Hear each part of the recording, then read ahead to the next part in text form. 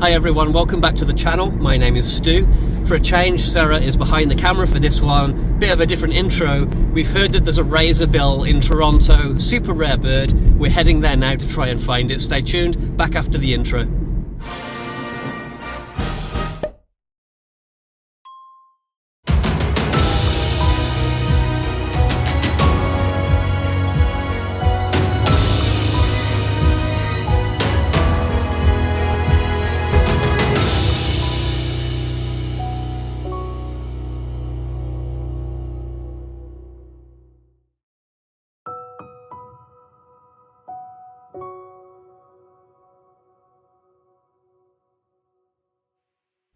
Okay everyone, welcome back. Yesterday I went down to the Portlands area of Toronto and I saw a razorbill, awesome bird, really rare. You'd normally expect to find that on the coast. We've just been to Quebec and done a road trip video there a couple of episodes back.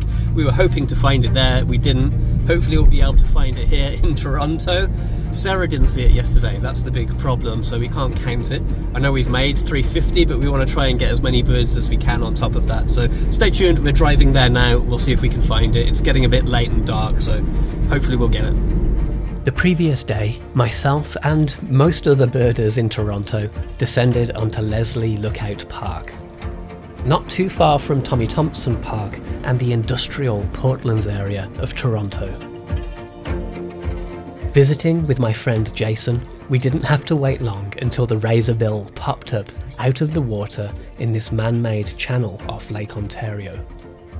When we first saw it, the bird was distant, but it had been swimming laps around the channel, so with a bit of patience it came closer.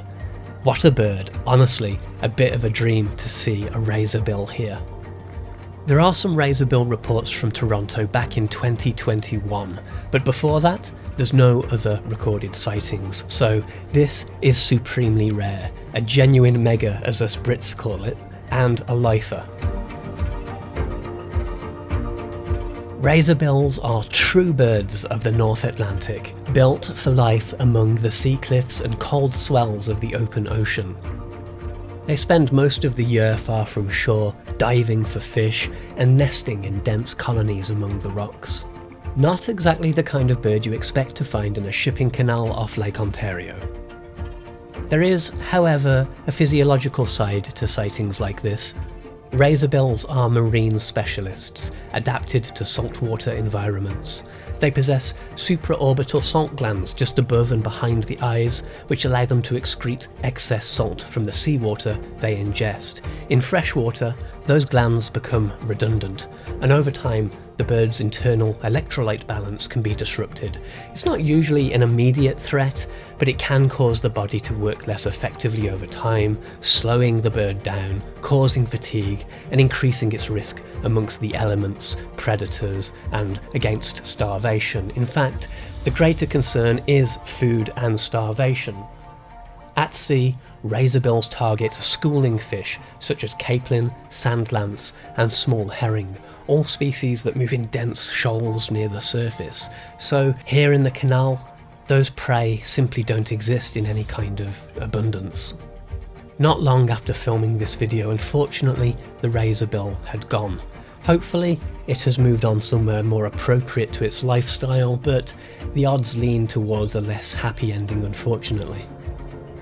In the meantime, remember, this sighting was just me and Jason. Sara wasn't with us, so we can't count it for the challenge yet. But let's jump ahead to the following day when Sara joined me to see if we can both get eyes on the bird.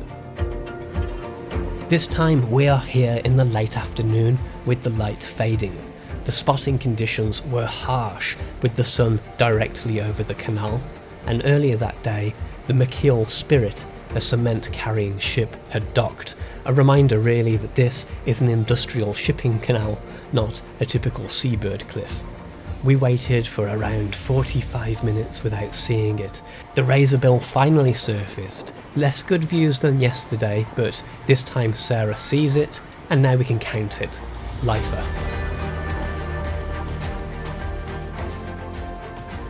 Just a quick couple of things before we head to a break. A brief mention for this awesome saw-whet owl. Always a joy to see these mini owls. This is from the same day when Jason and I saw the Razorbill. This isn't a new bird for the year, but it's good views and I wanted to share it with you guys. And one final rare sighting to tell you about. While we were watching the Razorbill, I bumped into one of our members, Nehan. Success on the Razorbill. I also saw a Screech-Owl yesterday. That's one we also need that Sarah hasn't seen. It's getting very late now, dark. It might not be out, but we're going to give it a try. We're heading to a spot where we can hopefully add a Screech-Owl. Stay tuned, back after the drive. We arrived at one of Toronto's ravines. Screech-Owls are birds that elicit a great deal of interest, so on this occasion we're going to avoid naming the location, and you'll have to please excuse some of the blurring of identifiable areas. I took Sarah to the spot that I saw the Screech-Owl the day before, and we got lucky because the bird was still there. I was pretty excited that the owl had its eyes open. It's active. A new bird for us this year. The bird would occasionally turn around when it heard a bird calling. The shots I got are quite dark because it's late at night, and I'm using my teleconverter, which gets closer looks, but it makes things appear darker. The day before, I saw it with my friend Jason and Spring, early in the morning light. The bird was less active this time, but it's obviously not as dark, so good shots. Really happy to have seen this owl. We've had a great year for owl species in general, and in fact the only species that we haven't seen so far are long-eared owls and the much sought after boreal owl. Excuse how grainy the next shot is due to the dark. Okay, it's getting very dark, going to be hard to film shortly. Need to get a couple of reactions, just didn't have time for it. To be honest, I'm more excited about the owl, I think, because it's so active right now, looking around and kind of contemplating flying, we think. But Sarah, first of all, what did you think of the Razorbill? I don't think I got as good looks as people were getting yesterday. It did pop up very briefly really close to us, but then it dove again. By the time it came back up, it was pretty far away, so I didn't get as good of looks as I would have liked, but it is still very cute. And the owl? I like the owl, and right now it's very active. It would be very tempting to just stake it out and watch it for a while, but unfortunately we're losing the light. In the meantime, as we leave you with that, we are going to end this part of the video where we just ran out after Sarah's work had finished, and we'll tag on another adventure shortly. Stay tuned, back in a bit. Okay everyone, welcome back. The chaotic theme of this video, where we're running around trying to find new birds at short notice, is apparently continuing because we're at Reaume Pond, just north of Toronto. Sarah, what has been reported here? There have been reports of a Greater White-fronted Goose. That would be a lifer for us, so that's pretty exciting. We've just arrived. There are a ton of Canada geese out there. It's a similar looking goose, so we're going to have to pick through them. Our friend Jason is coming. He's going to bring his scope. I've got my camera. Sarah's got her bins. Lots of lenses. But will there be a Greater White-fronted Goose? Stay tuned. Let's take a look out on the water here. Jason soon arrived, and the three of us scanned the pond. There were a nightmarish number of Canada geese here, and a Greater White-fronted Goose has a very similar looking body. We searched and searched and searched. Canada geese, cackling geese, a few shovelers, more Canada geese, green-winged teal, Canada geese, ringed-billed gulls, and did we mention that there were also some Canada geese?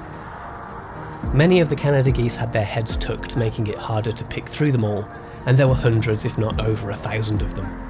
We bumped into another birder that we've met before, Aidan, who thought he found the bird in his scope, mingling amongst this large group of, Canada geese. It took a moment for all of us to find the bird, but eventually it paddled away from the rest of the geese to give decent views. Greater White-fronted Goose. Not a lifer, as I said earlier. We'll explain about that later, but it's still a new bird for the year, and it's the first time we've seen it in Canada. This species is rare in Ontario.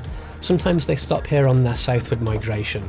As you can see, they enjoy the company and the camouflage of Canada geese, but once you spot them, their features really do stand out. The bright orange-pink bill, the clean white band around the base, and the dark bars across the belly. And by the way, I'm not being paid by the number of times I say Canada geese in this video, if you're wondering. It started as a bit of a hopeless struggle, but ended up being fun and rewarding to see this bird, with thanks to Aidan. It's a goose with character. It tends to hold its head a little higher than the Canada geese, giving an alert and purposeful impression. Jason and I often joke about trying to find a Canada goose with a carrot for a nose. With only a few more hours left to bird, we tried a couple of other leads, long-eared owl, peregrine falcon, but let's not drag this video out. Okay guys, it turns out that Greater White-fronted Goose wasn't a lifer at all. We saw it at Slimbridge in the UK a couple of years ago and just forgot. But much better views this time. It was pretty distant when we saw it the first time, so glad of that, and we still get to add it to our year. We have tried a couple of other spots after that, but they just haven't worked out for us. Peregrine falcon, we know about an urban one that hangs around near some buildings, but it isn't there for us, so I think time to end the video. We want to say thank you to our members, our supporters. You guys really help us out. We've had a few new sign-ups, if Sarah can remember the names for me. Thank you to Heather Fleming, Miguel Torres, and Colleen Nelson. Thank you guys for signing up, and thank you to our long-term members too. I also want to say a thank you to Tracy. She's made a couple of one-off donations over the last couple of months, and it really helps us out, so thank you for that. Time to end the video. Thank you guys for watching. Please hit the like button, and please leave us a comment. Also, Sarah, if you haven't already, please subscribe, and after subscribing, select the bell for notifications of new videos. We'll see you again soon with perhaps a slightly more normal video, less rushing around, a bit calmer. Thank you for watching, happy birding, and bye for now. Bye.